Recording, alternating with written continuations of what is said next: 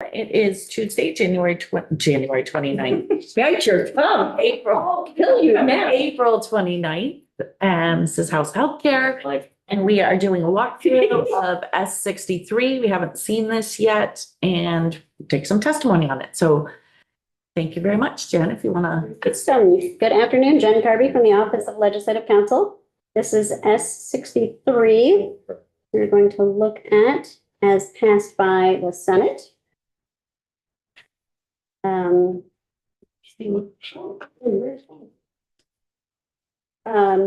So this is an act relating to modifying the regulatory duties of the Green Mountain Care Board. And the first section, so it's going numerically through the statutes in number order from lowest to highest. So we're starting in 18 VSA, but in the chapter on health information technology. And the first section is eliminating a requirement that the Department of Vermont Health Access submit the state health information technology plan to the Green Mountain Care Board annually by November 1st, with the board having the authority or the requirement to approve, reject, or request modifications to the board or to the plan, or the plan will have been deemed approved after 45 days. So it's just eliminating and you'll see this theme in a few different places here, but eliminating the Green Mountain Care Board's duty to review and approve the statewide health information technology plan. And then, Go ahead, Kate. So, yes, clearly that's the language, but do we understand why that's happening? We'll take what you're going to hear from Other Yep. people? Yes, and I should say these are proposals that largely came from the board, so there's Okay, not that's things that are helpful. being done to the board. Yeah. The board is, That, I really appreciate that. That was clear. yes, board's input. This would also make a representative of the board, a voting member of the Health Information Exchange Steering Committee. So you talked some about the HIE Steering Committee last week in the context of S126. There is currently a representative of the board on the steering committee, but not as a voting member. So this would specify that they shall be a voting member. And then it takes out references to the Green Mountain Care Board's approval of the HIT plan, and instead makes the board a recipient of the updated plan, since they will no longer have a role in reviewing and approving.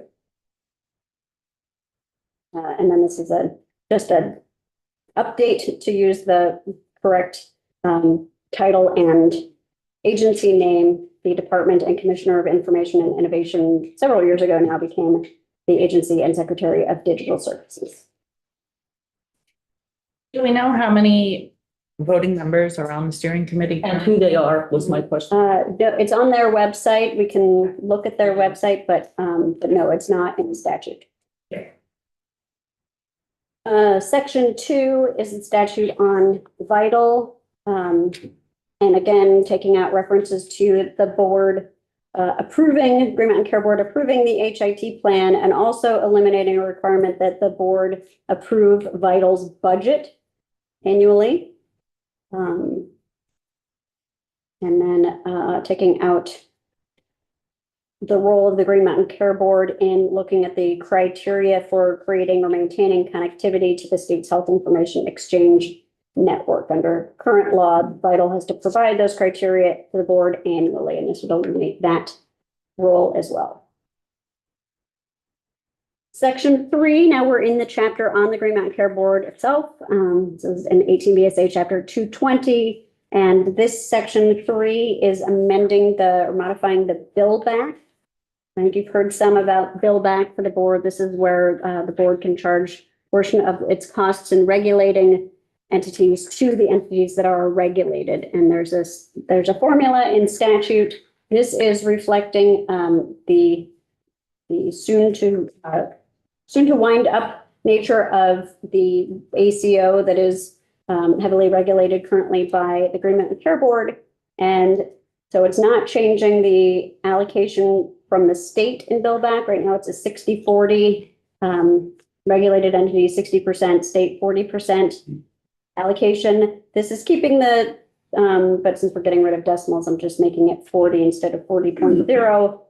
Stays the same for the state, but the amounts for the hospitals increases a fair amount and a small increase for the insurers. And then it strikes out the 8% for the accountable care organization. So splitting that 8% among the allocations for the hospitals and the insurers, but most of it goes to the hospitals, which under the current funding structure fund or largely fund the accountable care organization. So it's putting it kind of back to the source. Jen, Yes. how does the money get to them now? How does the money get to the board? The board, I mean, I'll let them tell you more about the mechanics of how they operationalize bill back, but I think they literally charge amounts. The 40% comes from the general fund allocation, but the rest of it gets billed back. And it talks a bit, the statute talks a bit about that. All right, and then some updates to numbering. Section 4 is the duties of the Green Mountain Care Board. So some of these are reflecting the changes we saw in the first few sections, first couple of sections 1 and 2. This eliminates the board's statutory duty to review and approve the state HIT plan and to review and approve the criteria for healthcare providers and facilities to create or maintain connectivity to the health information exchange. And also the requirement to annually review and approve Vital's budget. It also eliminates a reference to a duty to review data regarding mental health and substance abuse treatment reported to DFR under statute and discuss the information as appropriate with mental health technical advisory group established pursuant to statute. Both of those statutes have been repealed, or statutory provisions have been repealed. So this is really a cleanup housekeeping to get rid of a reference to sections that are no longer in. Section 5 makes some fairly significant changes to the statute on oversight of accountable care organizations. So this is expanding the scope of the ACOs that have to be certified in order to operate in Vermont from just those that take Medicaid and commercial insurance through payment reform program or initiative to any ACO, accountable care organization, that is going to be operating. And we'll look at some more. Do we have any more than just one accountable care? Yes, there are a number of Medicare-only accountable care organizations, and that's what some of this is looking to get at, is to have the board have some regulatory authority over to certify and review the budgets as appropriate of those Medicare-only ACOs and any other ACO that might come into the state later, but narrowing so it expands the scope of the types of ACOs, but narrows the actual criteria and review work that they will do. And so I don't know how you want to look at the language in here. There's a lot that gets crossed out.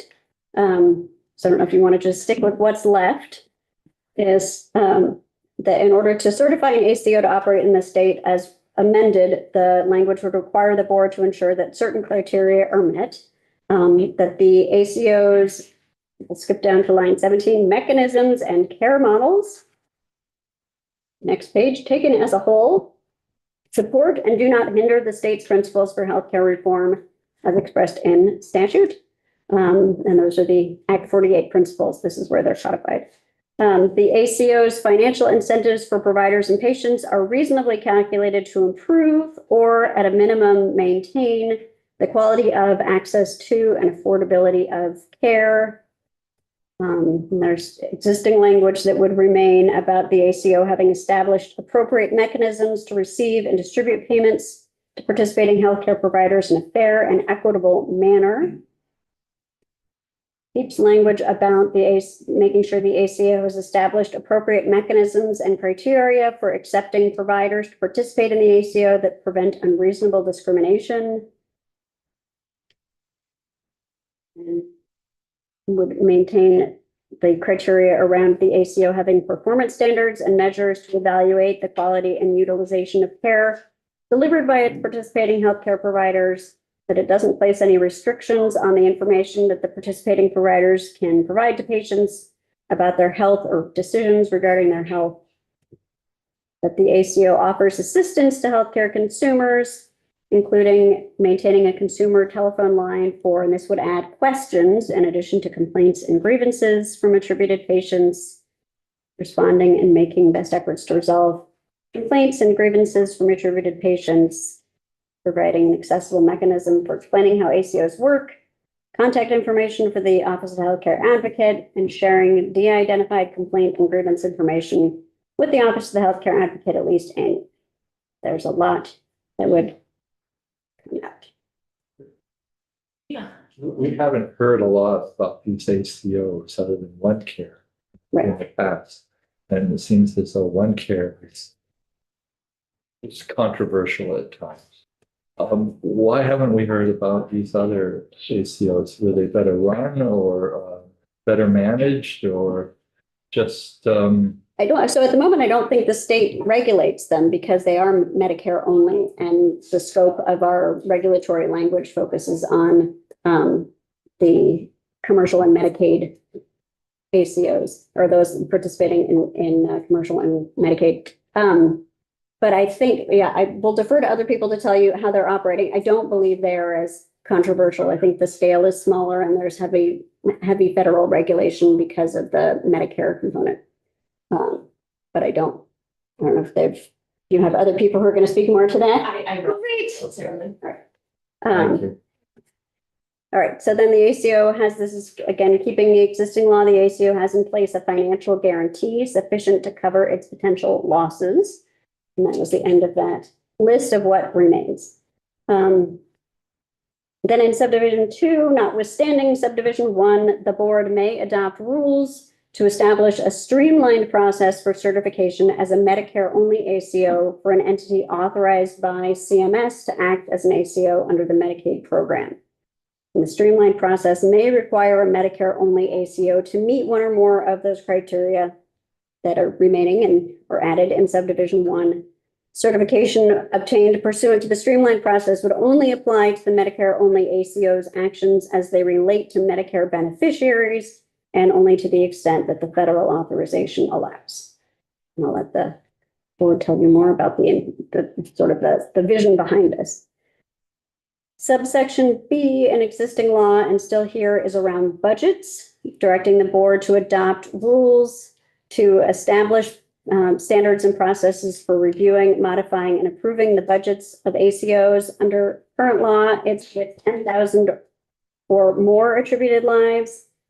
This is specific to the ACOs that receive payments from Medicaid or commercial insurers or both on behalf of attributed lives in Vermont. So this subsection B kind of some extent takes the place of subsection A as far as the focus on just commercial and Medicaid. So B, at least this part of B, may not be implicated unless we have a new Medicaid or commercial or both ACO. And to the extent permitted under federal law, this is existing statute that would not change. The board shall ensure the rules anticipate and accommodate a range of ACO models and sizes, balancing oversight with support for innovation. And here's what the board would review and consider. Again, striking out a lot of the detailed provisions that have been in effect. Instead, somewhere we are left with, there we go, page 17. Information gathered from, they would consider information gathered from meetings with the ACO to review and discuss its proposed budget for the forthcoming fiscal year. The efficacy with which the ACO uses funds from Medicaid and commercial insurers as applicable to enhance and expedite the state's healthcare system transformation efforts. The ACO's reasonable use of state and commercial insurance funds for its own administrative costs as defined by the board. The ACO's collaboration with a range of provider types, such as home and community-based providers, dental providers, and mental health and substance use disorder treatment providers. The ACO's use of a consumer advisory board and other mechanisms for inviting and considering consumer input, and public comment on all aspects of the ACO's costs, operations, and proposed budget. This keeps the right of the Office of the Healthcare Advocate to receive copies of materials related to, in this case, it adds both ACO certification or budget review, and continues to allow the board to ask questions, submit questions, be asked and limits the ability of the healthcare advocate to disclose further any confidential proprietary information. Subsection D is just some cleanup changes.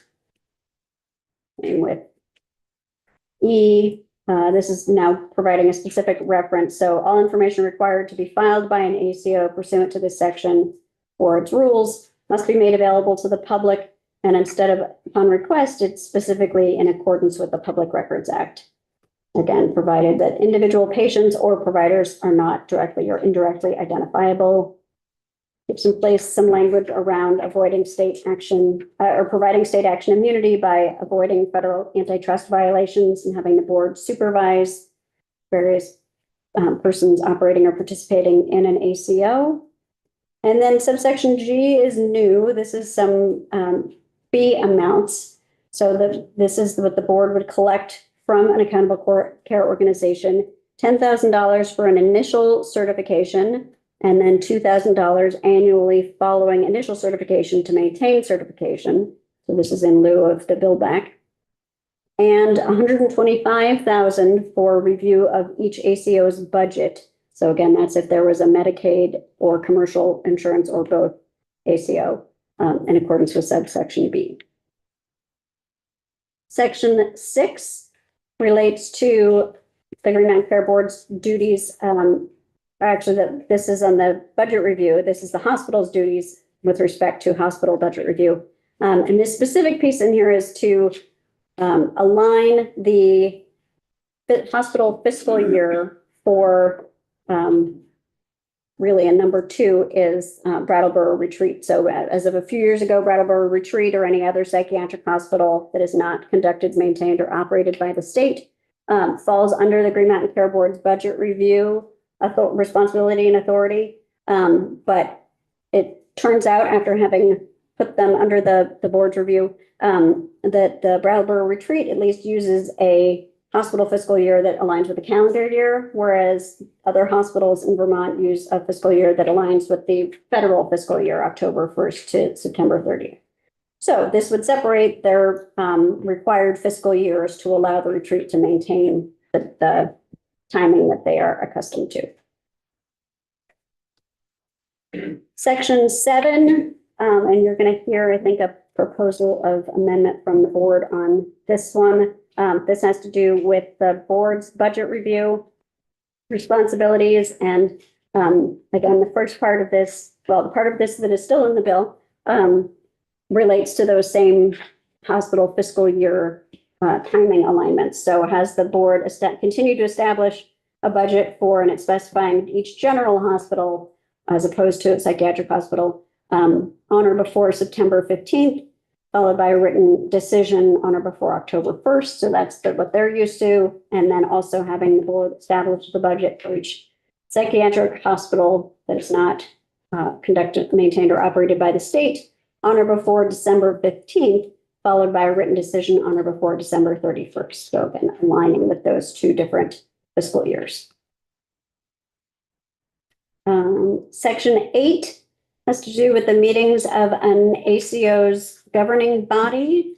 And this is modifying the existing provisions requiring, with some requirements around what an ACO, the meetings of an ACO's governing body, how they have to be conducted, to specify that this is just for an ACO that contracts with the Medicare, with the Vermont Medicaid program. So it's not for all ACOs, and in fact would not apply to the Medicare only ACOs.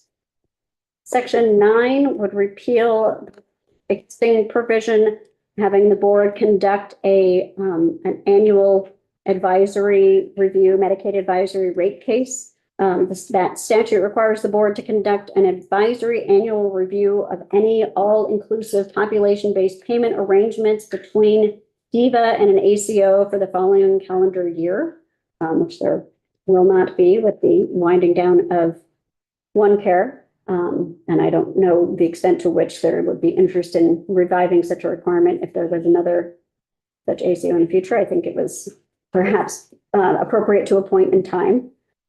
Finally, section 10 is the effective dates. So section 6 and 7 around the hospital fiscal year timelines. And this effective date section would take effect on passage. Everything else would take effect on July 1st. I was like, I'm wondering if this is an opportunity to look at physician-centric language. For example, page 2, line 9. Which one? 2, line 9. Sure. I mean, I think if that's something that committee wants to do, I think. Yeah. I think that, yes, I think that's a good example. I was actually wondering when this was brought up the other day but some of these have been in here a long time. Yeah. Um, It may be elsewhere as well. I just found that one. sure. Yeah, I think if that's something the committee is interested in doing and sort of expanding the scope of providers that are being referred to, I think we are finding various places in statute that are more reflective of an earlier time. I'm sorry, what page was? Page 2, On that. line 9, it's talking about the state health information technology plan must include standards and protocols designed to promote patient education, patient privacy, physician best practices, and perhaps look at expanding that more broadly. I can't remember if there are definitions in this chapter or not, but regardless, we could say healthcare provider, healthcare professional. Thanks, Liz. You can search for the other ones, right? Yeah. I don't have to think about it. I'm done. Thank you.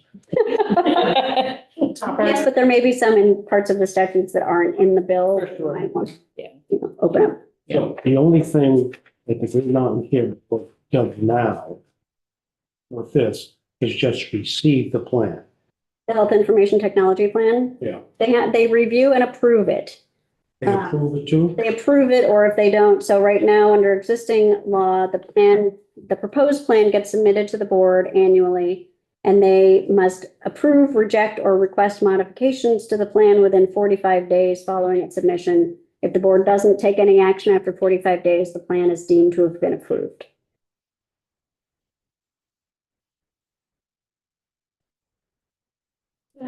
Oh, sorry, are you done? Were you done, Topper? Yeah. Okay. What's the difference between revising and updating that plan? I think revisions may be more minor than updates.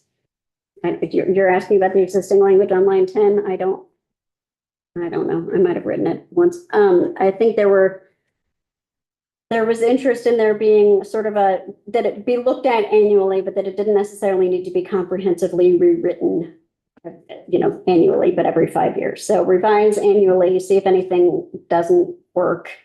But they don't have to sort of start from scratch. And that hasn't been a problem so far, having that kind of schedule. This has been in place for quite a while. I would defer to Diva and Vital to weigh in on whether that has been problematic.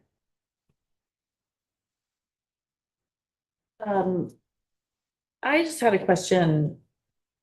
Several times in this bill, it should align with not necessarily the statewide health information technology plan, but sort of Act 48, is it? The Act 48 principles. Yeah. So what if in 126, because there's the whole section around a statewide plan.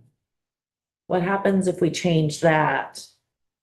Are we asking them to not look at that, but rather go back and look at Act 48? I think I lost some of that. I guess I'm wondering if that's Is the, there inconsistency? yes. As I recall from the Act 126 language, that plan itself is supposed to align with the Act 48 principles. I think there will be some consistency there, but I think, we can certainly look at if you're updating certain references to require alignment with the statewide healthcare delivery plan, if that's a path you take. We can certainly look at other places in statute that maybe should be updated to have some conforming alignments. Leslie? Just wondering from your point of view, from the bills, two bills, 126 and this, how much overlap there is? Or do you think they're really distinct entities? There's not overlap in the sense that I don't think there's anything inconsistent between the two, but there are certainly at least a couple of the sections are amended in both. I mean, the hospital, budget review duties on the hospitals and on the board are amended in both. I don't think in ways that are in conflict, but But from your opinion as the legal counsel, do you want them in both places, in both? Or we just just, need to make sure that that we can successfully implement all of this provisions that you enact, if you enact both. would be simpler if there's better? That is a political question. Not a legal- No, I'm thinking from a legal point of view, not a. No, I think it's really, there's, reasons why bills might be combined or No, maintained separately. I think from a legal standpoint, it's not particularly problematic for me if they're separate. Okay. I just need to pay attention and make sure that I'll be able to implement. It's only problematic when, you amend the same section in the same place in two different ways. So if you amend the same section, but one is in subsection A and one is in subsection C, not a problem. If you amend part of A and you can still also amend A in the other bill, still not a problem. But if you amend, it to say, I don't know what, 5 months in one place and 10 months in the other for the same thing, now we have a problem. And you don't see any conflict between the two? I haven't really looked at it. We haven't taken 63 up. Okay. So I'll want to look at it and make sure, but just the topics themselves, I don't believe are in conflict. I think it may be just a matter of renumbering things when I actually get into it over the summer, but we'd have to see. Great. I did look up, there are 13 voting members on the steering committee. So we would be creating an even number. Does that happen? I guess I've only ever seen committees that have odd numbers. I think the advisory committee that in the 126 has 15 members. We've had requests to add more. Yeah. So, certainly something to think about. You could also ask them how frequently there's disagreement. It may be a bit of a moot point if they rarely vote or tend to be in agreement. Thank you for pointing out that's an advisory committee and this is the steering committee. It's true. I confused them. Topper? Jen, can you tell me where I can find the duty of the Green Mountain Care Board is to approve this plan? Yes. There's the language back up. Because I see where they did it before, but then it's crossed out. You see where they did it before, but it was crossed Department out. shall submit the proposed plan to the Green Mountain Care Board annually, blah, blah, blah. Right, But that's crossed out. right. That's current law that's proposed to be struck in the bill. It's struck, so that is. So that's currently in the law. Right. So that's going to be taken out under this, right? This bill would take it out there. It would also, on page 7 in section 4, would strike out the board's existing duty to review and approve, the board's duties, review and approve the statewide HIT plan. So the board is not going to approve under 63. They're not going to approve that plan. That would no longer be their responsibility. That's what I thought. Right. Okay. Right. So if we look at the actual statute, you'd see the language here and it wouldn't be struck through. Yeah. If you pass this bill, it would be out of statute. Leslie? so taking what Alyssa said a little further, steering committee members, I'm just looking at the list. And I'm not sure who the right person is to, I'll ask you because you're a lawyer. It has a representative from the ACO representative from OneCare. How does that get shifted? This is in the steering, are you on the steering committee's website? I am. So I think the steering committee, so far, I don't believe they are created in statute. There are references to them in statute, but their membership is not set in statute, so they would be free to add or subtract members as long as they, under this bill at least, had the representative of the Green Mountain Care as a board as a voting member. So that would be the shift to add the Green Mountain Care Board, remove Could ACA, be. and they do their own, they manage themselves. I believe so. I don't, they're not created by statute. I don't remember who. There's not a 13 bullet, 13 bullet list or. So I think there's, a few references to them in that statute or in that chapter, but other than that, I don't believe they are created in statute.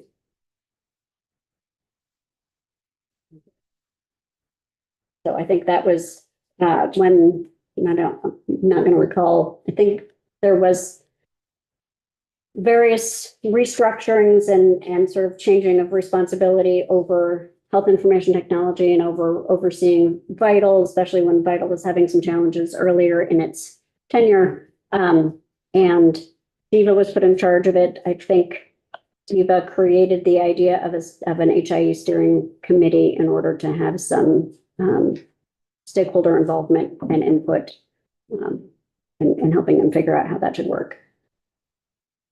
I don't think it is a creature of statute.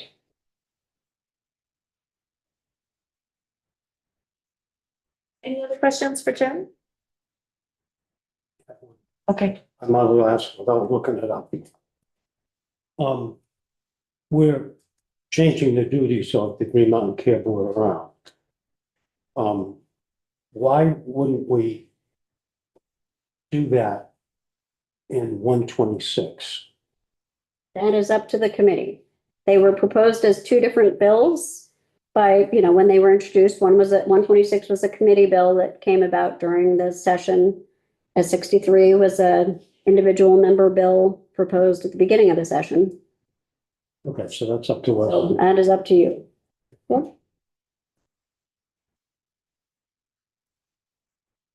I'm just thinking here for a second. Yeah, I'm not going to address that right now. Oh, go ahead, Daisy. To Topper's point, or question, I guess. Can you remind me if, section 1, is it section 1?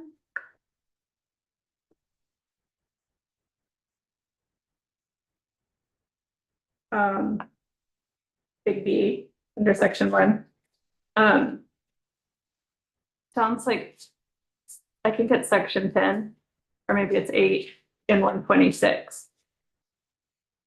Is that the same statute or similar or statute that is? So there, section 10 is a new in S126, it'd be a new section in this chapter. So this is 18 VSA 9351 in the bill in S63, and it would be 9353 is what section 10 would add. You were asking about this Yes. here, include the implementation of an integrated. Electronic, go up a little. I think this is the HIE. This is the Health Information Exchange. Implementation of an integrated electronic, so it's not necessarily integration of claims and clinical data the way section 10 is. Sharing health information among the same people. But this is the description because this is the opt-out language, so this is the HIE itself. Of the HIE itself. I'll be asking witnesses to explain that. Ellen? Well, this is confusing, but what's the timeline and the cost of this? Of the bill? There's going to be costs associated. I don't, not that I'm specifically aware of. Mhm. A lot of this is getting rid of some board duties. Yeah. Around the health information technology plan. And it's Okay. scaling back the oversight of accountable care organizations. So now what's the timeline then? Well, the act. most Well, of I the know it act- says okay. by 25. So, I mean, some of these hit at different points during the year. So things like reviewing and approving the statewide health information technology plan, I think gets submitted in November. So they just wouldn't do it this year. I mean, so it's a lot easier to stop doing things than it is to start doing things. And some of this would not, I mean, I think the board can tell you more specifically when they anticipate some of these happening, but much of this is doing less. But they correlate together, the two bills. They don't rely on each other. I mean, you could do one or the other or both. I think getting rid of some of these duties that are in S63 Yeah. provides a bit more bandwidth for the board to do the work that you're asking them to do in 126. But my understanding from the last several years is that the board has been perhaps under-resourced for the work it has been asked to do already. So I think S63 is, if you didn't do S126 at all, I think you would have potentially helped right-size some of the work of the board with the positions that are being added in the budget. If you do them both, this will help to alleviate some of the additional workload you'd be adding in with 126. Thank you. Any other questions for Jen? Don't think there was a fiscal note, for example, on this bill. Yeah. Fiscal. Actually, can I ask really Have quickly? been just because of the fees. I'm looking at the bill as introduced, and I'm looking at the path that it went. It went from Senate Health and Welfare to Senate Finance. And I was looking at section 7. Yep. Was 7 changed, amended by Health and Welfare, or was it amended by Finance? It's amended by Health and Welfare. Okay, Um, so there were no other change from the original introduction? No, there was the amendment was just to strike out section 7 and put in a new section 7 that looks like what you see in the bill now. Okay, That was the only change from the bill as introduced. And it went to finance because of the bill back and the ACO review and, certification and budget review fees. and it would have to go to Ways and You Means. don't have to go to Ways and Means. Even if you took those sections. But not appropriations, because there's no appropriation. There's no appropriation. There is, but they went to appropriation.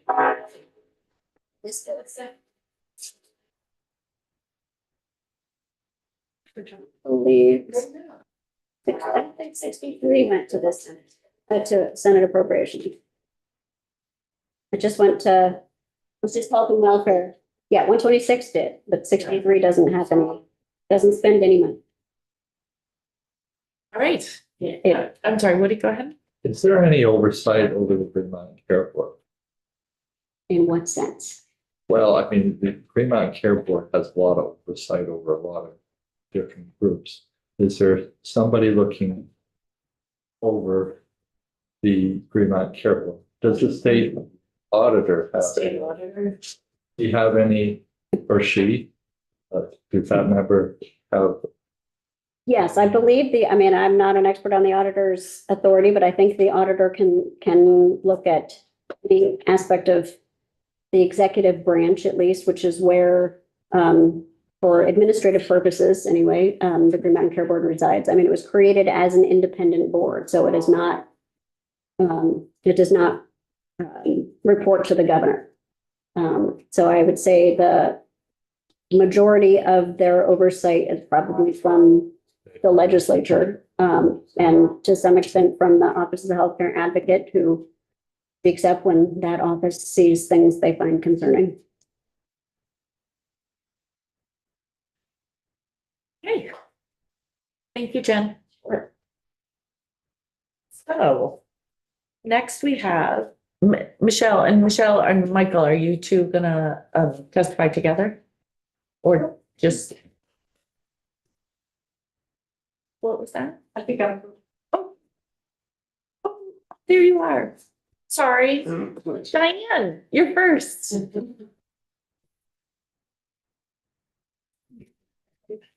I did not draw the short straw. Madam Chair and committee, I chose this role.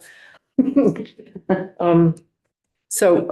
you for having me. For the record, Diane Lanfer, I work as the Director of Legislative Affairs for the Green Mountain Care Board, and I'm very happy to be here today to speak to you about S63. and most days to be to be in your presence and in your room. So this bill, I'll give you a little bit of history on, but it started just a little bit before I came to the board.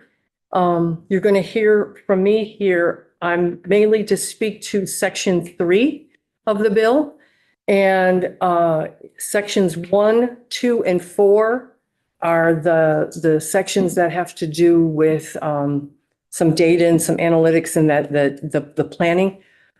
Lindsay Kill, who is on the data team, she was in here the other day, so she's not able to be here for that, but she provided her statement that she supports this piece.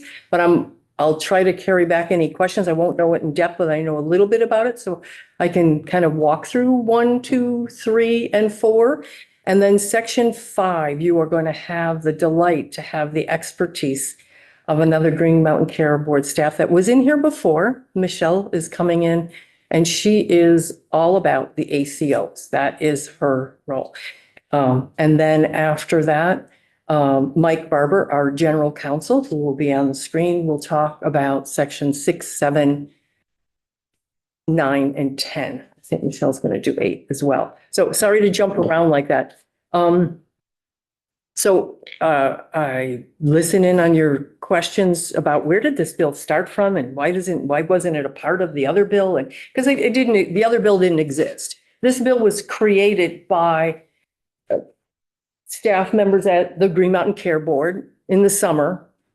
That if you recall back to that time, maybe we didn't know as much about where we would be in the level of crisis we would be in a lot of other areas, but know that things would be changing.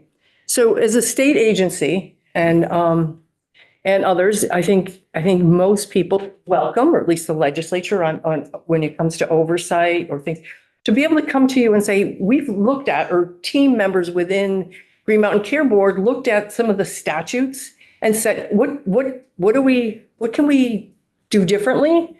What can we get rid of? What are we not doing that's really, really of value to Vermont and Vermonters in the time for all the bill back and things that we do that we should probably recommend for your consideration to have them change, updated, because things change. I know that the Green Mountain Care Board has been in existence since 2011, but oversight and over hospital budgets has been a part of Vermont's history since I think in the 80s when and then Bishka took over. And then in 2011, the Green Mountain Care Board came into existence through this body. And it's through the legislature that created us, said, please go forth and do these things in Act 48. And that is our instructions. And we are accountable to you and to Vermonters through those criteria and missions that we have. And sometimes you've heard even our chair, Foster, speak to the fact that sometimes some of the things that we are tasked to do are sometimes in conflict of each other. It is within our responsibility to take care of or be aware of the system, not just this or that, but making sure that a lot of these things, and sometimes they're in conflict with each other, that if we took better care of this, maybe we would be hurting over here. And so it is our responsibility to have that type of balance.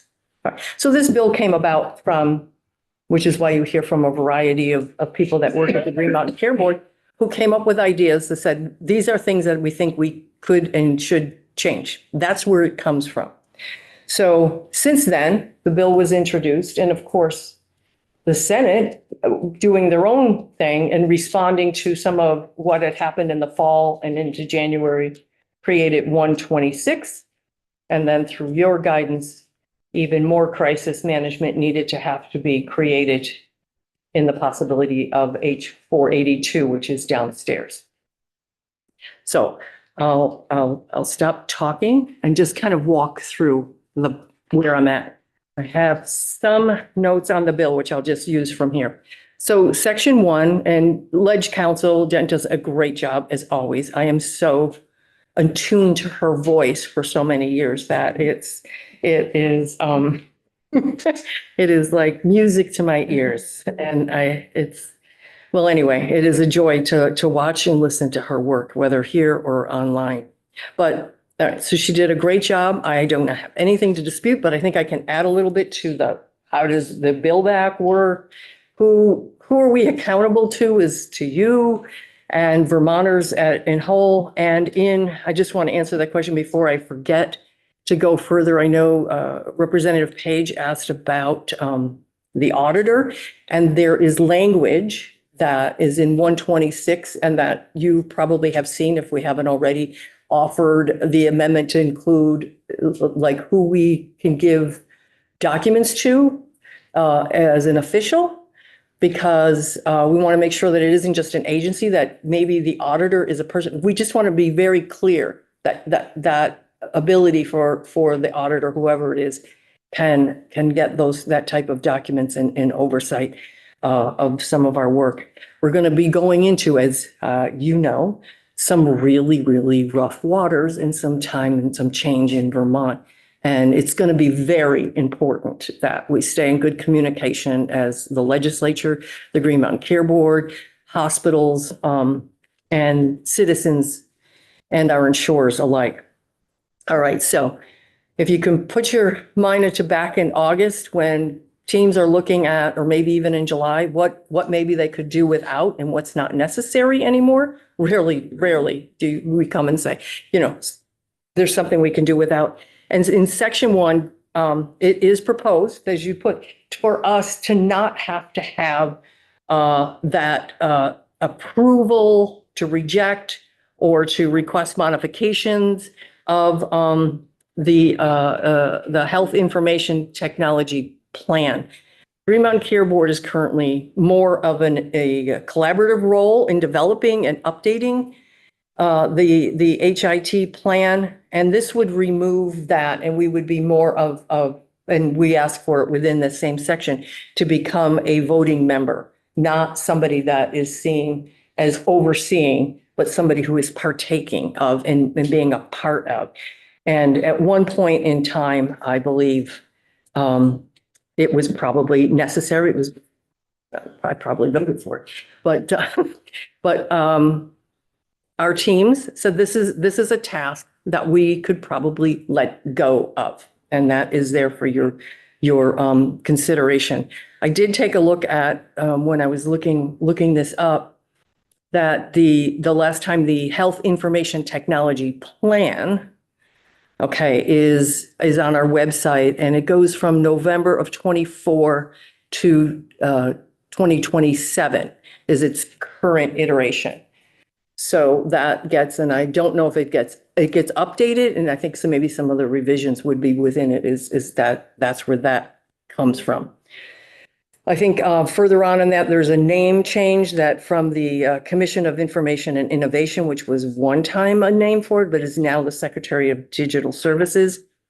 And I forgot to tell you, I am actually looking at the as passed Senate version, and I'm on page 3 at the line 19 is where that simple change of the name updates where their name.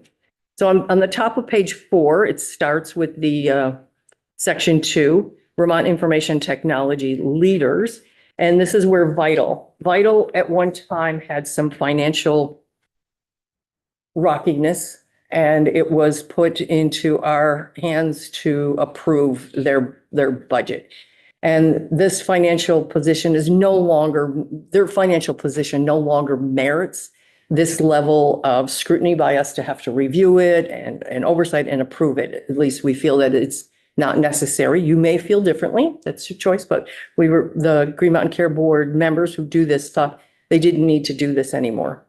It's the time and effort currently devoted to that piece could be something that could be shifted to elsewhere. And I think Ledge Council did a nice job of saying that a lot of this bill is to remove and shift duties that maybe are not, and make room for the fact that we all know there's going to be a lot more to do.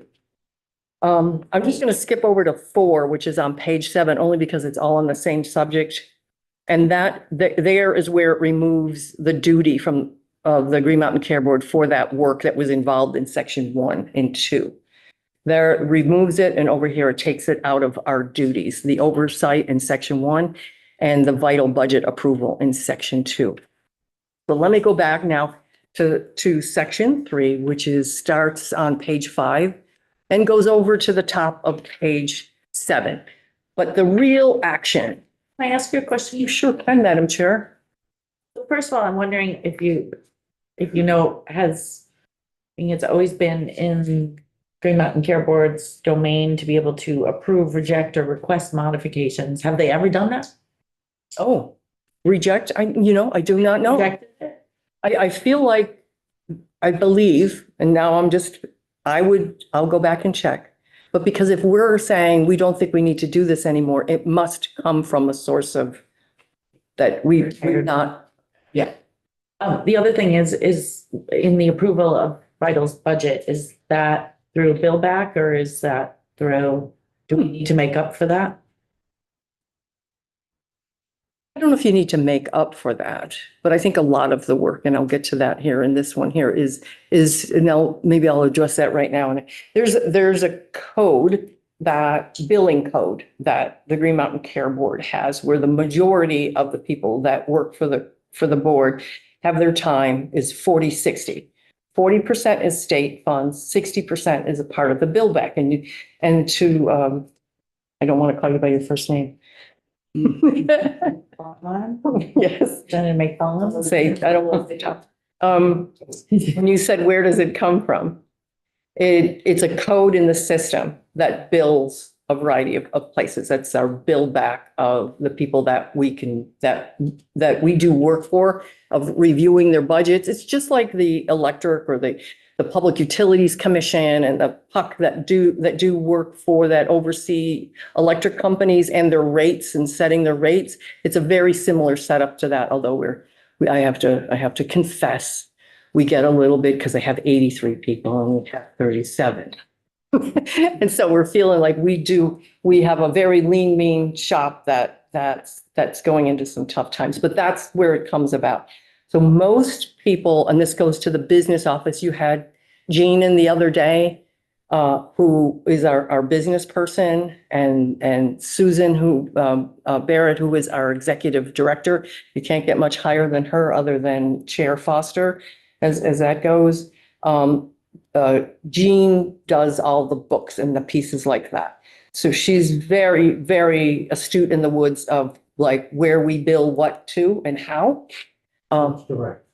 So yeah, it's a code in our billing that when, like my time too, is when I fill out my timesheet has this sort of split code that I'm given, that this is what you put. But so that's how it goes about.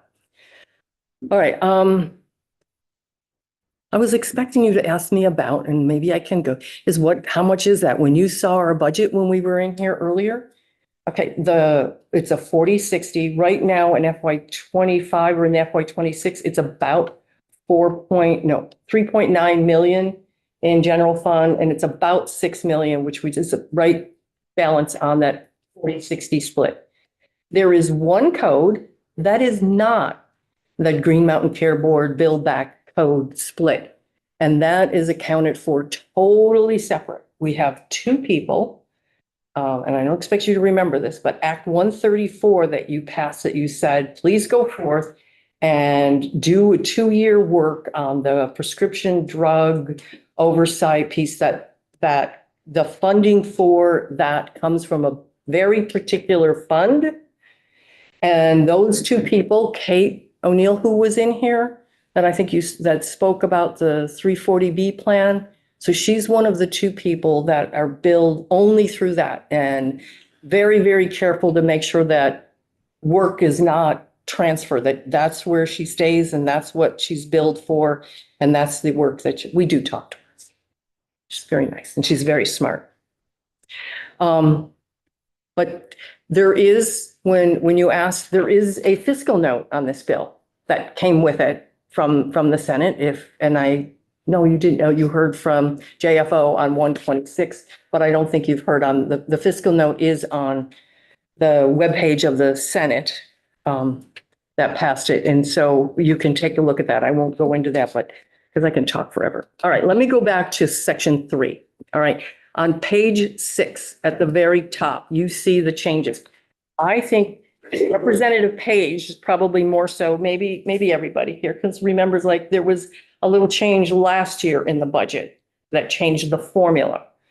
Okay, and as healthcare's changing, I apologize, we're going to need to change it again to update it to the current situation or view of what's happening on the ground. But we're going to go more than just the little tweak that we're hoping that this change will last for a little while, because we're going to take, as you saw on line 7, you'll see the removing of the 8% by the care organization. That's the One Care piece that I think we just put that in a couple of years ago. So because they're going away and they are not going to be there, this needs to be adjusted, or we would be at risk of losing. So to keep our 40-60 split, you will see on lines 1, 2, and 3 that the 40% to the state stays the same. The hospitals, which were paying, at least maybe for 1 year, I think it only lasted, or maybe 2, the 2.8% is going to go to 36. And the non-hospital and medical services, which is pretty much your insurers, is going to be from 23.2 to 24. And you might ask me, why such a big difference? Why such a big difference between them? The other thing is you said non-hospital. You meant non-profit Oh, hospital. nonprofit, sorry. Yes, not your DAs or SSAs, sorry. So you're going to answer the other question. So the difference, okay, it would be a question that I would ask, why is it going from 28 to 36 and the other is only going 23 to 24? And that is because the hospitals currently already have ACO bills them for their services. That now with the ACO one going away, the hospitals won't have that charge. So this was figured into that they could carry the blunt of this piece. So it adds up. It's still a 40-60 split. And A couple questions, Leslie, and then Woody. It's a small thing, but what's the difference between a hospital and a nonprofit hospital? And 2 is hospital and 3 is nonprofit hospital. that is a good question, ma'am, and I'm gonna not be. I feel like one of your next witnesses is going to be able to define that much better than I'm getting better at this and more comfortable, but I'll tell you, it'll probably be another year before. Yes. All right. I think Jen can do that. Yeah, the difference between 2 and 3. Legislative council. So 2 is hospitals, 3 is nonprofit hospital and medical service corporations. That's that type of health. But isn't it not, aren't all our hospitals nonprofit? So why does it have to say hospital and Because non? it's a nonprofit hospital and medical service, nonprofit hospital corporations, and nonprofit medical service corporations, hospital service corporations, and medical service corporations are types of health insurance. It's Blue Cross Blue Shield. It's, so it's. Oh, it's just the way one line, there's no they're- comma. Right. Yeah, Thank the you. nonprofit is not referring to the hospital. Yeah, It's got it. referring to hospital and medical service corporations. Thank you. Woody. Yes. What happens if a head comes back or a head? Doesn't leave. What if a head goes into effect? Are these numbers going to change back to what they Well- were previously? We will cross that bridge when we get to then it, we'd but have to do legislation. so from what I understand, I think because later on in section 5, we restructure if and when ACOs are in Vermont, that there is a whole other fee structure created that specifically not just a percentage, but how many and what that is. And your next witness is the expert on that. And let's see, it's on page, Jen walked through those changes, which is why it needs to go to the Ways and Means, because it adds fees. And then it's on page 19, line 15 is where the new, and we will not have to, this would anticipate the cost of the activities and reduce the build back piece. But again, I'm not saying that I won't be back in 3 years going, all right, well, that was a nice try. And here's what happened and how we need to still make it better. I have another.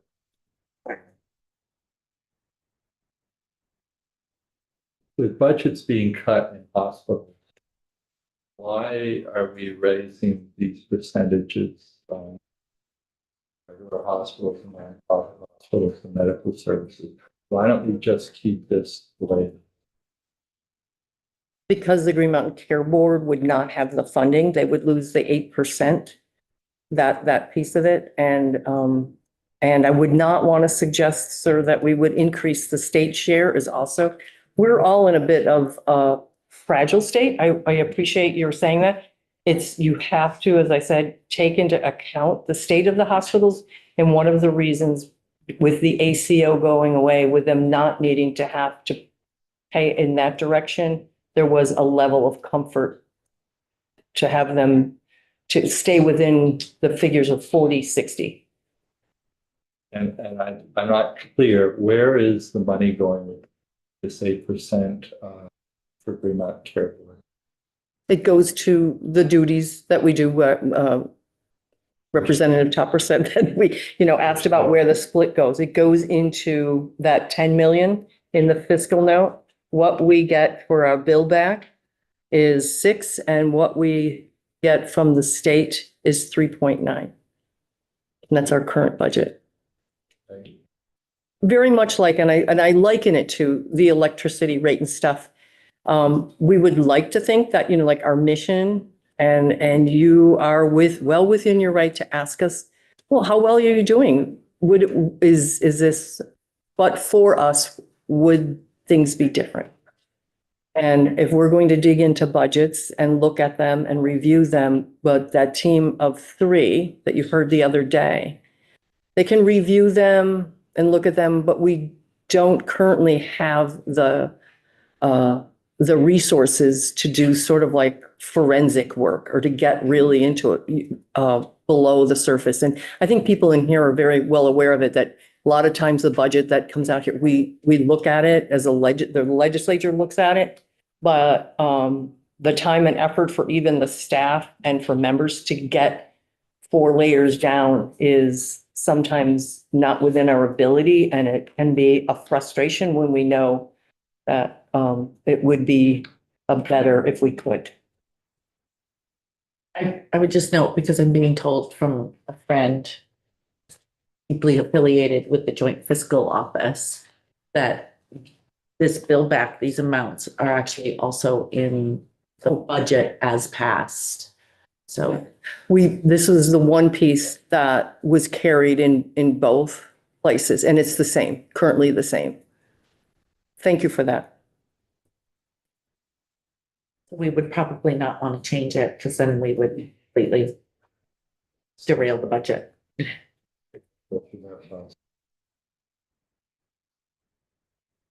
Okay, Madam Chair, am I through? you're all set? You're doing 1, 2, and 3. All right. Okay. Coming up next, Right, next up, section 5. we have I'm Michelle. going to leave her my bill. There you go.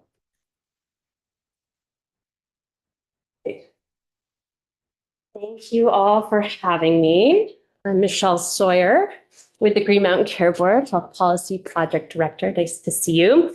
I am offering testimony today specifically on Section 5. I'm happy to touch on Section 8 and 10 with the effective dates. I'll have an amendment to propose.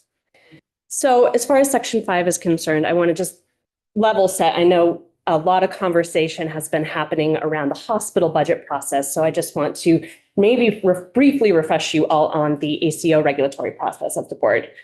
And Ms. Carby did a beautiful job on it. So there are 2 regulatory duties of the Green Mountain Care Board when it comes to the oversight of ACOs. There are the oversight of ACO budgets, and there is a certification process. That's how it currently stands.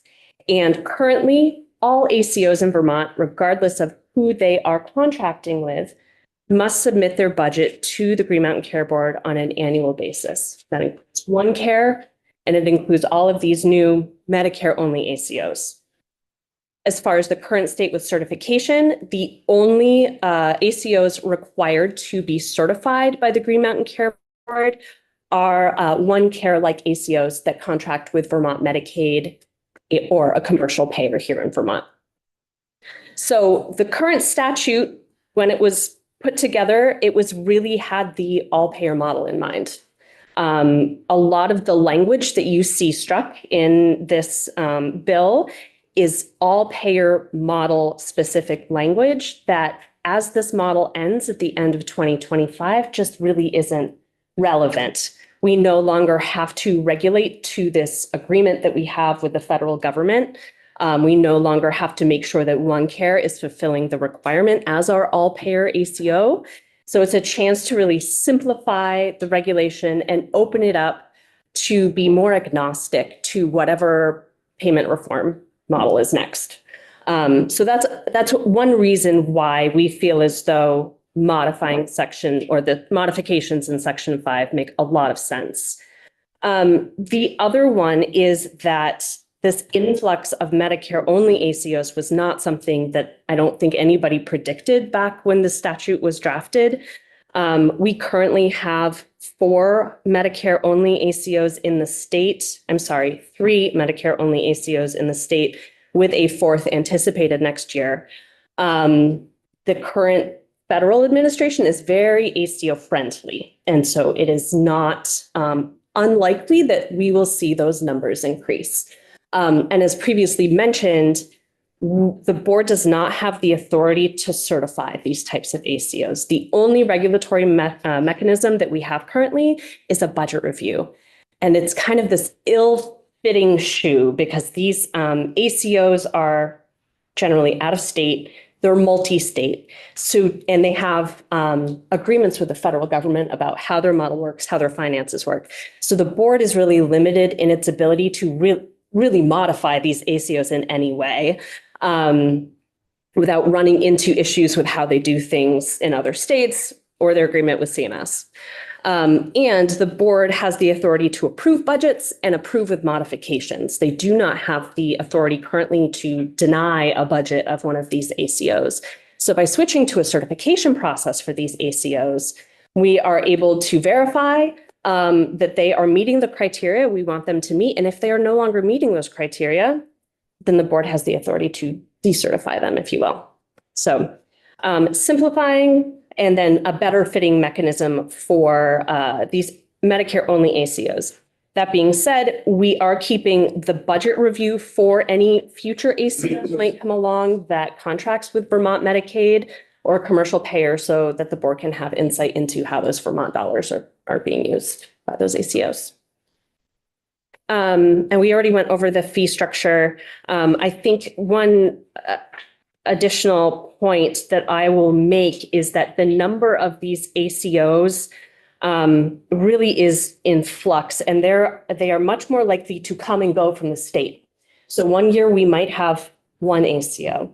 The next year we could have 10 or 12 ACOs. And so if we were to keep the percentage of an allotment in the bill back, that would really change the fees for these ACOs drastically, depending on the number of ACOs. So going to more of a static fee structure makes a lot more sense and just gives the ACOs some more, they have more of an idea of what to expect.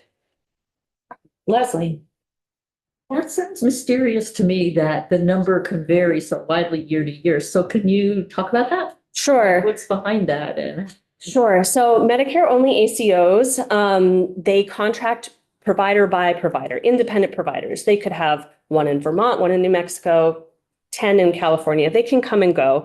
They generally sign 1-year agreements with providers. And their whole, I'm going to use the word game, but this is their business model. Their game is, can we get the right beneficiaries in our combination of providers to spend less money than the number that Medicare gives us. So Medicare says, oh, these are your beneficiaries. If you spend less than X number, you can keep the savings. That's how an ACO makes its money. So if they find, geez, we aren't making a lot of money off of this Vermont provider because maybe they're really efficient already, or they aren't able to implement the changes they want, they, after a year, say it's really not working for us and they can just leave. So what do you mean by independent providers? Only outpatient, not including hospitals? That's a good other clarification. The current Medicare-only ACOs work generally with independent providers or a lot of FQHCs currently. But hospitals certainly can join ACOs. And Medicare only ACO. yes, yep, absolutely. Do we run into certifying a Medicare-only ACO that Medicare has already certified? So Medicare does have a pretty thorough vetting process for all of these ACOs. And that is why in section 5, there's language around a streamlining of some of the certification processes for some of these ACOs, because they do oversee, they look out for things like upcoding or activities that you don't want to see, like stinting on care, that sort of thing. So we wouldn't be up against it. We would be certifying ACOs that are also already kind of okayed by CMS.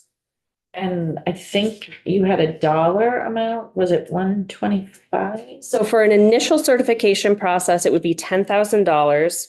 And then just like it works currently, we do a one-time certification, but every year we reanalyze and just verify that they're continuing to meet the certification criteria. So it's $2,000 a year for each recertification. But should we do a budget review of an ACO, like OneCare, it would be $125,000. And you anticipate that 10,000 and 2,000 would cover your costs? Yes, per ACO. Per ACO? Yep. We came up with these numbers based on our analysis of prior years, how much staff lift it took to do these processes. Would these be tied to some sort of inflationary? That's a great question.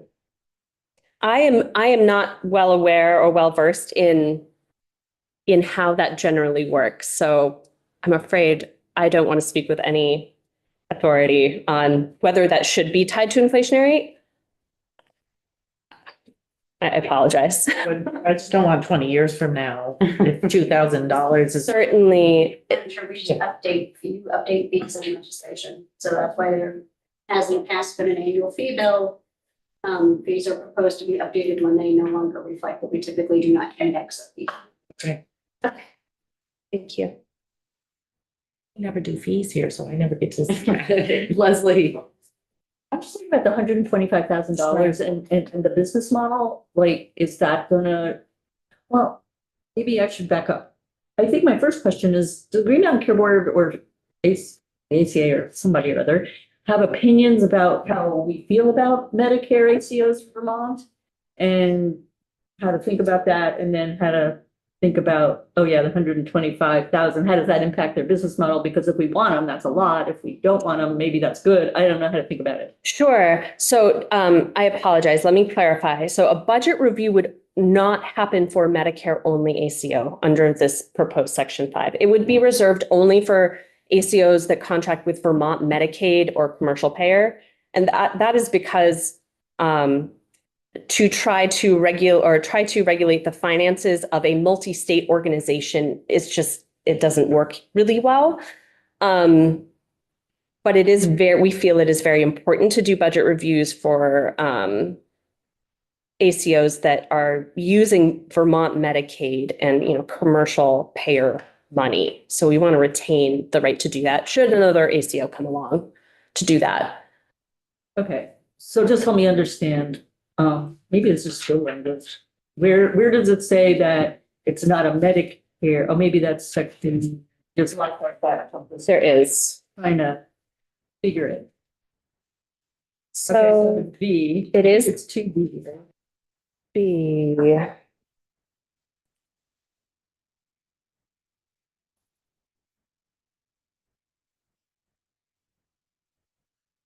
Here's the information. That's on page 14. Thank you.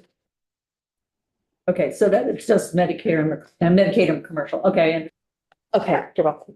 Okay, anything else on section 5? I think so. Thank you. If I may, I would like to propose an amendment in the language in section 5 so that as of January 1st, 2027, all ACOs must be certified by the Green Mountain Care Board. Where is that? I would like to propose that. Where What it, page though? is that? Oh, what page would we put that on? That's a great question. Sorry. Section 5. So on page 9 is where they start talking about, in order to be eligible, each accountable care organization shall obtain and maintain certification from the Green Mountain Care Board. I would put in, as of January 1st, 2027. what line? Line 7, page 9. As of January? Yes. So in our packet that we emailed, the very last page of it is the appendix, and it has this recommended change and the report.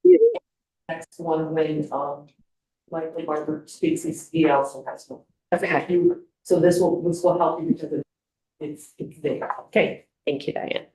And then we would want in section 10, there are effective dates.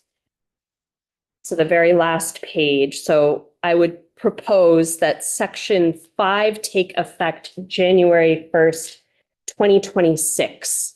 And so that is because we want to retain our current oversight over OneCare through 2025 while they are functioning.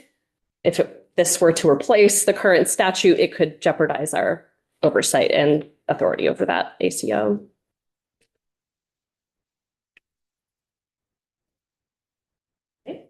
And section 8, I don't have much to say here. It's just an update to clarifying that we would like Medicaid or ACOs that contract with Medicaid, their governing body, to have public meetings. It should not apply to all ACOs. I'm in full support of that particular section, but happy to take questions if there are any. Any questions?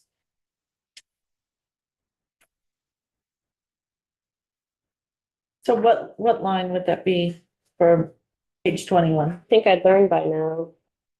I should have that. I don't propose any change to this. So as drafted here is what I support. Okay. Great. Woody? Often do you think the Green Mountain Care Board is going to be reviewing an accountable care organization's budget? As of right now, we will not be reviewing one for 2026 because the only one that qualifies would be OneCare Vermont, and they are closing at the end of the year. It's hard to say. Could you possibly be doing one every year? Potentially, should one come about. Or multiple. There could be multiple ACOs that contract with Vermont Medicaid or commercial payer. And I realize it costs money to do these budget Mhm. reviews. But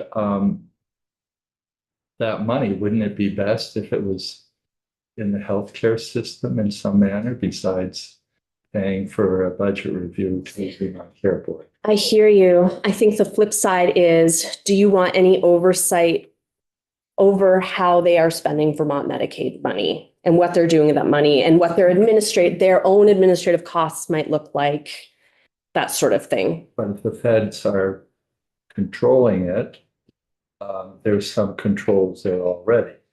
And I guess I would maybe argue that if the Green Mountain Care Board doesn't have to control it as much as. Sure. I think that the feds have pretty good oversight over those Medicare only ACOs, but should an ACO come in and not be contracting with Medicare, and the feds only care about Medicare, that's their money. When it comes to Vermont Medicaid, I'm not certain that CMS would have effective oversight over those dollars. I just want to be clear, because I'm not sure that it's totally clear in the bill. Green Mountain Care Board would only have oversight over the budget if, let's say, somebody wanted to start a new OneCare, because anybody could. But the Medicare ACOs, which are currently in the state, the Green Mountain Care Board would not be doing budget reviews of those. Because there's only Medicare dollars. So the federal government does their own oversight, assuming. So I want to be clear that the only time there would be a budget review would be if there's a brand new ACO that somebody decides to start up. And Medicaid says, yay, let's be part of this ACO. So it would only be done during a start. Or potentially, a Medicare-only ACO could say, wow, we really like it here in Vermont. Let's contract with Vermont Medicaid. And then we would also do a review of their budget, but really focused on those Vermont dollars, because that's what we really care about. Offer? What role does DIVA have? So if in the oversight of ACOs, Medicaid ACO. Do they have any role?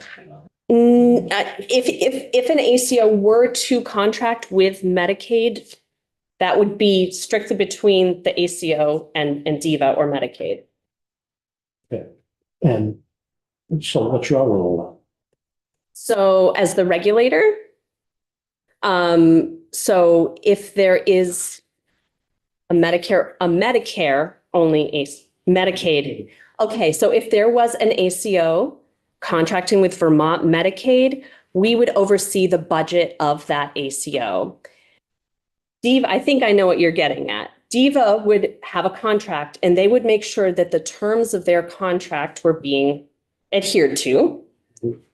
But the board would have more oversight into administrative expenses, the kind of population health programs that they're putting in place, things that might not be covered in the contract between the payer and the ACO.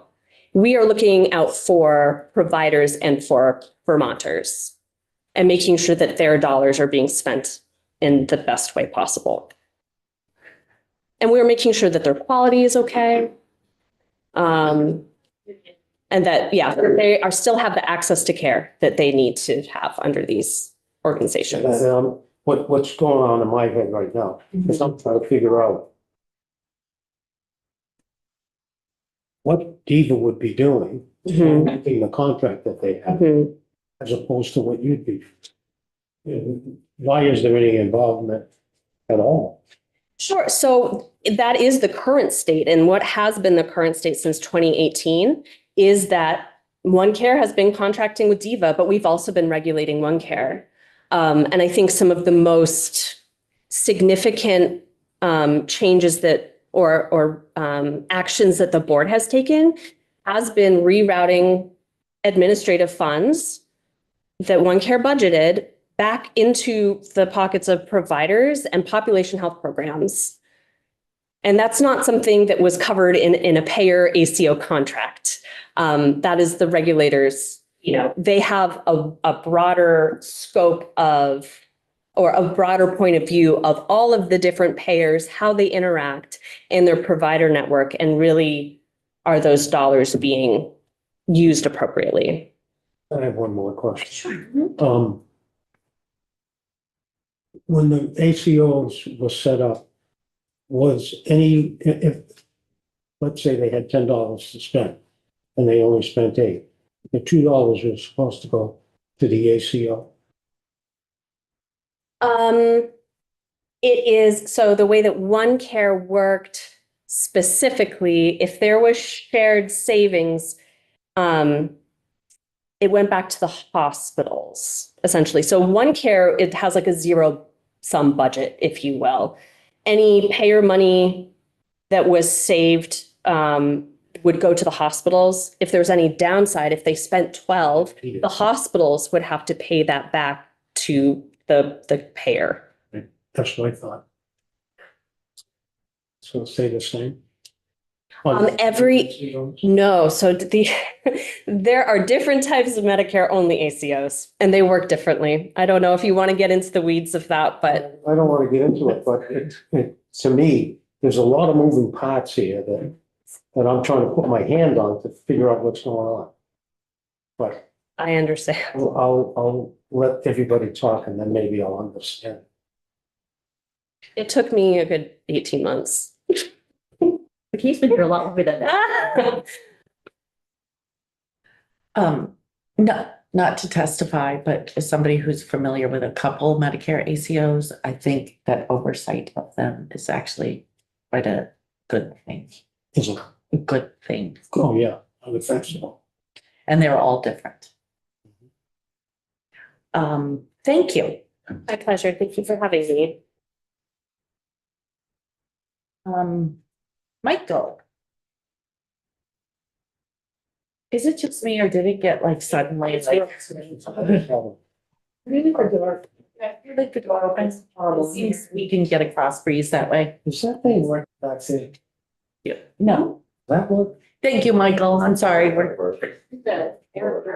not sure where you are, but I'm sure that the temperature is better there than here. It's actually kind of hot in my house as well. So you're going to testify on which sections now? I'm going to be discussing sections 6, 7, and 9. Okay, And I also have a proposed modification that I'd like to discuss as well. Hard time understanding. Yeah, thank you. Yeah, and a muffled. Yeah. Yeah, let me, Perfect. it might be my fan. 1 second. Oh, he's gonna turn his fan off. Oh, no. He's got a fan. He's got a fan. Yeah. You don't get a fan, you don't get a fan. Maybe he could take his suit coat off. Yeah. Is that better? Yes, and feel free to take your suit coat off. Thank you, I appreciate it. So I'll be discussing sections 6, 7, and 9 of the bill as passed by the Senate. And I also, like Michelle, have a proposed modification that I'd like to cover. So for the record, my name is Michael Barber. I'm the Green Mountain Care Board's General Counsel. It's good to be with you again this afternoon. Section 6 of the bill, this begins on their page 20 20. turns his head. He's turning his head. Page 20 and 7, section 7 is on 20 as well and on to 21. The background here, why we're proposing changes here, or why we did propose changes, is for a number of years, the Green Mountain Care Board only approved budgets for the state's 14 acute care hospitals. The law required that hospitals adopt a fiscal year that begins on October 1st, which is aligned with the federal fiscal year. Several years ago, the legislature required the board to begin reviewing and approving budgets for psychiatric hospitals not operated by the state, i.e. the Brattleboro Retreat. And I don't think it was appreciated at that time, but the retreat has a calendar fiscal year. And the law that requires hospitals to have an October 1st fiscal year wasn't changed at that time. So we think that it should be changed now. But if it's not, the effect is that the Brattleboro Retreat would have to change its fiscal year to align with the other hospitals. And that, in our mind, does not seem necessary or beneficial. We would actually honestly prefer that all hospitals have a calendar fiscal year, but that's a much broader conversation. So we think that the law should be changed to just allow the retreat to keep its current fiscal year. We did speak to the retreat about this, and they support this change here. Now, because the retreat fiscal year starts 3 months after the fiscal year of the acute care hospitals. The board has been, for the past 2 years now, reviewing and approving the retreats budget after it finishes reviewing the budgets of the other hospitals. So instead of issuing a decision by October 1st, the board issues a decision in December. And that practice, I hate to say it, is not consistent with the statute, which says that the board has to issue hospital budget decisions by October 1st, because this is, again, something that wasn't amended when the retreat was brought under the board's hospital budget review jurisdiction. So we would like to change the statute to simply reflect the current timing of this process.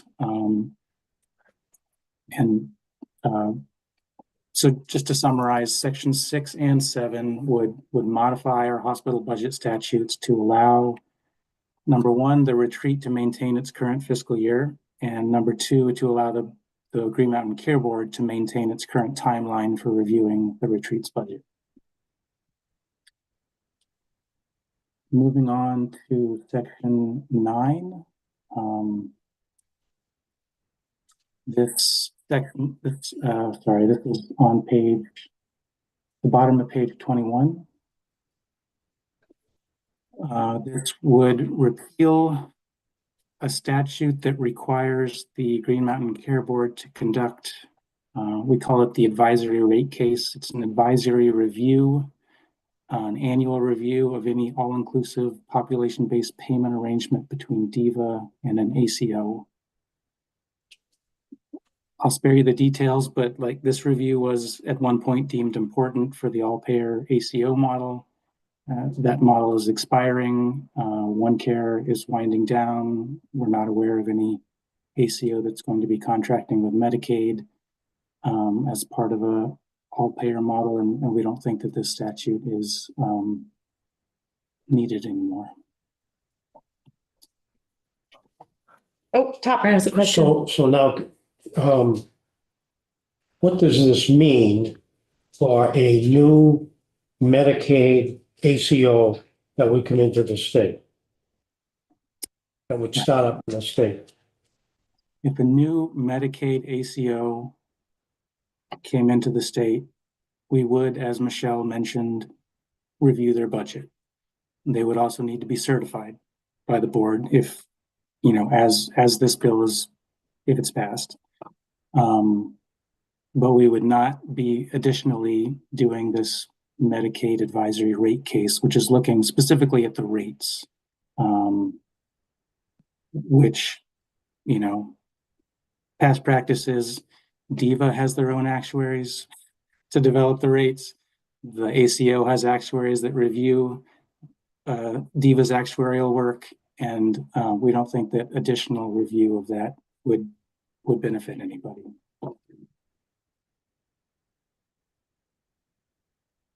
Okay, you're going to be reviewing the budget, aren't you? Yes, we would be reviewing their budget. Okay, so you're good with the language as is on all these sections? Yes, we support all these sections as well. I take that back. My proposed modification is relating to section 7. Yes, I was about to ask you that. I understand that you have a modification to 7. Do you want to talk about that? We did share some comment yesterday. I don't know if the committee's had a chance to look at those yet, but a lot of this is in those comments. I would kindly take a look at those if you can, but I'll try to cover it in broad strokes here. So let me just get to my notes.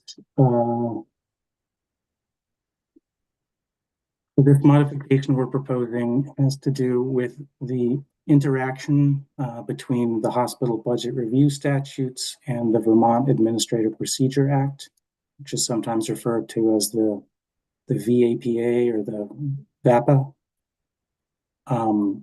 The basic issue here is that hospitals have recently asserted that Under current law, if they materially exceed their net patient revenue caps in their budget orders, before the board can correct that overage, it needs to not only hold a hearing, but utilize trial-like procedures outlined in the APA. So it needs to, for example, allow the hospitals to cross-examine board staff who present information or recommendations to the board. Now, we disagree with the hospitals about their interpretation of the law, and we're currently litigating those issues in court. But I want to be clear, we're not asking the legislature to weigh in on those appeals. The court is going to tell us what the law currently requires. But the legislature gets to say what the law should be. And we think the law should be clear that the board is not required to use the contested case trial-like procedures of the APA to enforce a hospital's budget or take corrective action when a hospital doesn't comply with its budget order. I tried to lay out in our comment the many reasons why requiring the use of the APA procedures for budget enforcement is bad policy. Just to summarize, it would impose different procedural requirements or protections for establishing a budget order than for enforcing that budget. It would add time and expense to the process. It would increase the burden on all involved. It would reduce transparency into the board's deliberations, which are currently held in public, but would be held in private if these are considered contested cases. And it would, all in all, make it harder for the board to enforce its orders and consider all the information it believes is relevant to its decision. So the legislature, sorry. I think Mari had a question, but you also might be getting some background noise because we have our door open. Mari, did you? Yeah, I wondered if this is the first time this has ever happened. Have hospitals ever used VAPA to assert a position in a budget review or budget order from the board? And more generally, have there been any other cases where VAPA has been used in healthcare in general? But more importantly, has this ever happened with hospitals before?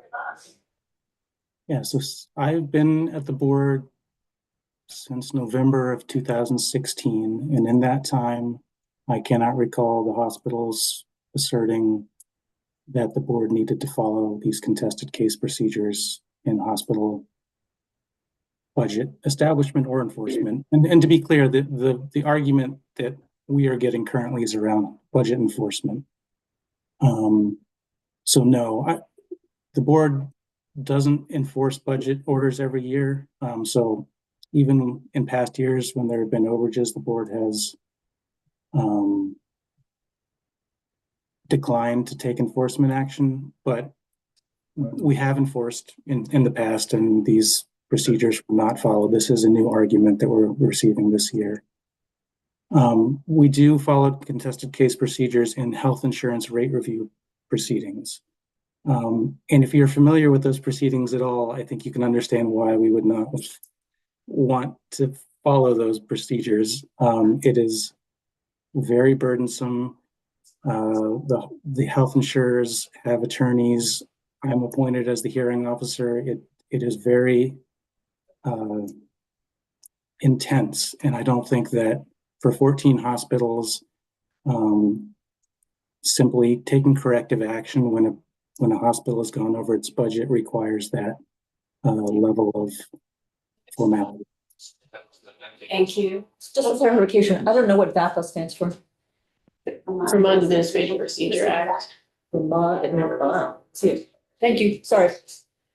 No, thank you. So the last point I just wanted to make is that the legislature has exempted various types of proceedings from the APA provisions. So this is not new territory here. And for example, we spoke many weeks ago, I think, about the CON process. So you guys are familiar with that process.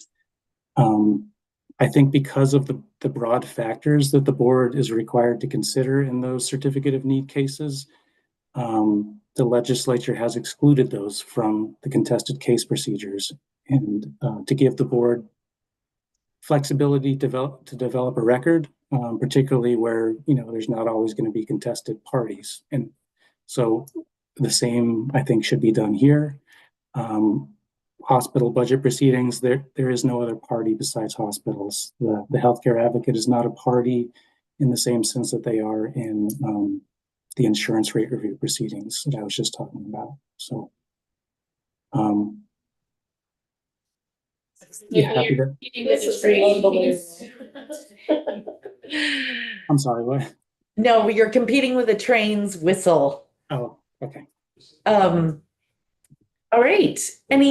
Anything else? I think that we have some language that the board has proposed. I've sent that around. Everybody should have that. And then, Is that different than the, yes. is that different No, than, no, it recently just came to me, from me. that's different than what's in here? No, I just wanted to make sure everybody had it. Oh, okay. Any other comments on S63? Okay. All right. Well, thank you. And I think we're going to take a break. We can all go get some air. And be back here at